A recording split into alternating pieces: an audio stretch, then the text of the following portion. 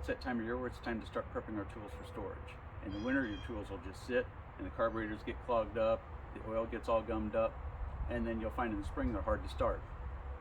We buy a lot of used weed eaters and blowers and whatnot because the carburetors have gotten all polluted over the winter. And then all we do is replace the carburetors and resell them. If you want to avoid your tool ending up on my video, then easy, two-step process. The first one is, anything like this or this, change the oil. Change it now. You don't want the old oil that's been run all year to be sitting in it all winter, because it's just going to be sitting there and not starting at all. Changing the oil is super easy. We're going to cover a video on this and this, changing the oil. Those will be coming up soon. Second step is, use fuel stabilizer. I've been a preacher for fuel stabilizer all my life.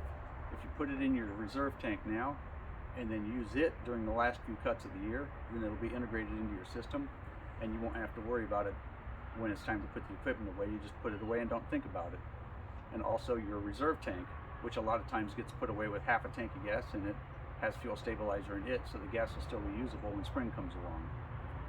I put it in all my gas all the time, and this costs about $8 and it'll last a whole year. Doesn't matter what brand you use, they're all pretty good. The whole goal is to make sure your yard equipment starts. My equipment, such as my pressure cleaner, it sits for 2 or 3 months at a time sometimes. Starts every time, starts the first pull every time because it's got fuel stabilizer in the fuel. So, 2 steps. I should say, 2 steps to avoid your equipment ending up on my video. Change the oil before you put it away for the winter, change the filters, and put fuel stabilizer in it.